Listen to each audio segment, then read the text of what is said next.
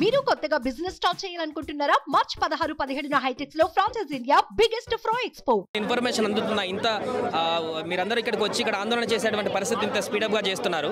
Arrest కి సంబంధించి ఏమైనా ఇన్ఫర్మేషన్ వచ్చిందా? అట్లాంటి వార్తలు కూడా వినబడుతున్నాయి. లేదండి, అరెస్ట్ కి సంబంధించి ఎటువంటి ఇన్ఫర్మేషన్ ఇప్పటివరకు అయితే రాలేదు. కానీ మేము పార్టీకి సంబంధించిన ఒక చిన్న మీటింగ్ లో ఇక్కడే ఉండడము, ఇటువంటి విషయం మీడియా సాక్షిగా తెలియడము, అసలు ఇటువంటి నిర్బంధం అడుగడుగున ఏంటి, ఎలక్షన్ ముందలో ఇంత ఇబ్బందికర వాతావరణం ఏంటి అనేది బీఆర్ఎస్ శ్రేణులు అంటే అసత్య ప్రచారాలే కాదు, ఘోరమైన నిర్బంధాన్ని కూడా చేస్తున్న సందర్భాన్ని చూసి పెద్ద ఎత్తున ఇక్కడికి తరలి వచ్చిన సందర్భం ఉంది. తెలియదండి, మాకైతే ఇప్పటి వరకు ఇన్ఫర్మేషన్ లేదు. అరెస్ట్ చేస్తారని ఖచ్చితంగా ఏం జరిగింది ఎటువంటిది అన్ని సందర్భాలు పార్టీ అధినాయకులు కేసీఆర్ గారు చర్చించి నెక్స్ట్ కార్యాచరణ ప్రకటిస్తారు. పెద్ద ఎత్తున బీఆర్ఎస్ పార్టీ మరొకసారి దీనికి సంబంధించి ఖండిస్తూ బయటకు వచ్చే సందర్భం ఉంటుంది. ఎన్నికల సందర్భంగా కవిత ఇంటికి రావడం, అరెస్ట్ చేయడం ఎలా చూడొచ్చు?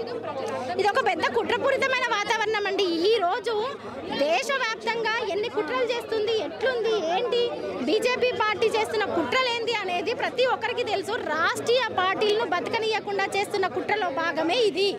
ఈ రోజు రాష్ట్రంలో ఉన్న కాంగ్రెస్ పార్టీ కావచ్చు, దేశంలో ఉన్న బీజేపీ పార్టీ కావచ్చు, రెండు ఒకటయ్యి రాష్ట్రీయ పార్టీ బలమైన పార్టీ అయిన బీఆర్ఎస్ పార్టీని దెబ్బతీసే కుట్ర చేస్తుంది.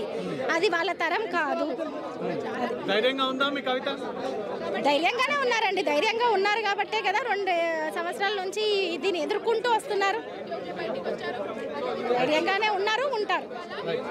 ఇప్పుడు మొత్తం 10 మంది దాకా పోలీసు అధికారులు ఉన్నారంటున్నారు, ఈడీ అధికారులు, మహిళా అధికారులు కూడా ఉన్నారని చెప్పేసి అంటున్నారు. మీకు అంచనా ప్రకారం ఎప్పటివరకు విచారణ కొనసాగుతుందని అనిపిస్తుంది? మీకేమైనా ఇన్ఫర్మేషన్? అంటే మాకు ఎటువంటి ఇన్ఫర్మేషన్ లేదండి. లోపల ఎవరిని వెళ్ళనివ్వట్లేదు. దాదాపు మీడియా కూడా అంత బయట ఉన్న సందర్భమే ఉంది కదా. ఎటువంటి ఇన్ఫర్మేషన్ లేదు. ఖచ్చితంగా ఇన్ఫర్మేషన్ వస్తే బయటికి చెప్తాము.